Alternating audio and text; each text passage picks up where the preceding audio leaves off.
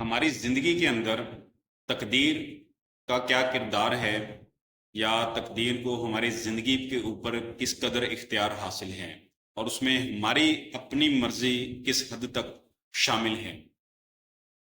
کسی شخص نے ایک دانا آدمی سے جب یہی سوال کیا تو اس دانا آدمی نے سوال پوچھنے والے سے کہا کہ اپنا ایک پاؤں اٹھاؤ۔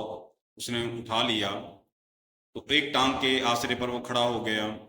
تو پھر دانا شخص نے اس آدمی سے کہا کہ اب اپنا دوسرا پاؤں بھی اٹھاؤ۔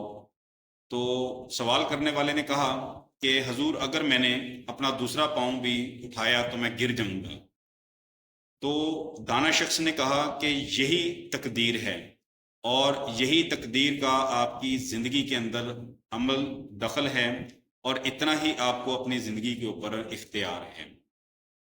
یعنی کہ ہماری زندگی کے اندر کچھ ایسے معاملات ہیں کہ جن پر ہمیں کوئی اختیار نہیں ہے، جبکہ کچھ ایسے معاملات بھی ہیں جن کے اوپر ہمارا اختیار ہے۔ یہ ایک بڑی باریک بات ہے جس کو ہمیں سمجھنا چاہیے۔ اگر تو آپ یہ سمجھتے ہیں کہ آپ کی زندگی کے اندر تمام حالات و واقعات جو ہیں وہ پری ڈٹرمنڈ ہیں، پری اورڈینڈ ہیں، کہ سب کچھ ویسے ہی ہونا ہے جیسے لکھ دیا گیا ہے، تو ایسا بالکل بھی نہیں ہے۔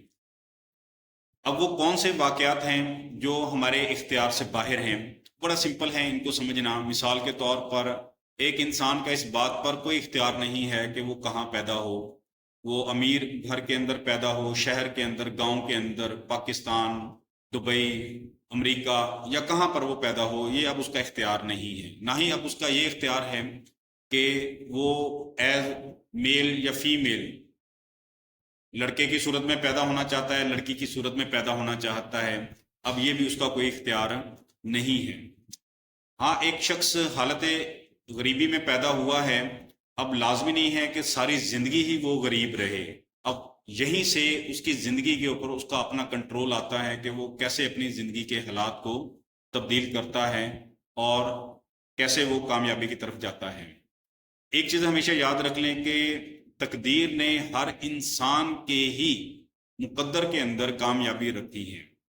صرف انسان کو اس راستے پر چلنا ہے جو اس کے لیے طے کر دیا گیا ہے، تاکہ وہ اس کامیابی تک پہنچ سکے۔ تو ایک پوائنٹ ہمیشہ یاد رکھیں کہ فارچون فیورز دا بریو۔ مقدر جو ہوتا ہے وہ ہمیشہ بہادر کے ساتھ ہوتا ہے، نہ کہ بزدل کے ساتھ ہوتا ہے۔ جو لوگ ڈٹرمنٹ ہو جاتے ہیں اور اپنی زندگی میں آگے بڑھنا چاہتے ہیں تو مقدر بھی ان کی پھر مدد کرتا ہے۔ وہ مدد کسی بھی صورت میں ہو سکتی ہے، وہ کسی خیال کی صورت میں ہو سکتی ہے، تحریک کی صورت میں ہو سکتی ہے، کوئی انسان آ کر جو ہے وہ آپ کی رہنمائی کر سکتا ہے۔ اس کے لیے ایک بڑی کہانی ہے، شاید اس سے آپ کو سمجھنے میں مدد ملے، کہ ایک کانکن تھا، یعنی کہ وہ جو پہاڑوں کو کاٹتے ہیں۔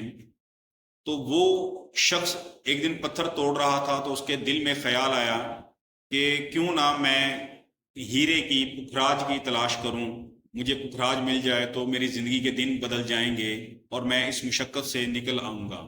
تو اس نے اپنی جستجو شروع کر دی، اور دن رات اس نے اس جستجو میں لگا دیے۔ گزرتے گزرتے 5 سال گزر گئے، لیکن اسے وہ پکھراج نہ مل سکا، وہ ہیرا نہ مل سکا جسے وہ ڈھونڈ رہا تھا۔ تو وہ بالکل مایوس ہو گیا۔ ایک لمحہ ایسا آ گیا کہ وہ دل چھوڑ گیا، ہمت ہار گیا۔ حالانکہ جب وہ دل چھوڑ رہا تھا، ہمت ہار رہا تھا، اور جس پتھر کو وہ توڑنے ہی لگا تھا لیکن اس کی ہمت جواب دے گئی، وہی وہ آخری پتھر تھا کہ جس کو وہ توڑتا اور اس میں سے اس کو وہ پکھراج مل جاتا، لیکن اب وہ ہمت ہار چکا تھا، ہمت چھوڑ چکا تھا۔ تو مایوسی کی عالم میں وہ جانے لگا۔ تو اب تقدیر نے اس کو، فطرت نے اس کو آزما لیا تھا۔ اب وہ اس کی مدد کرنا، جو تقدیر ہے وہ اس کی مدد کرنا چاہتی ہے۔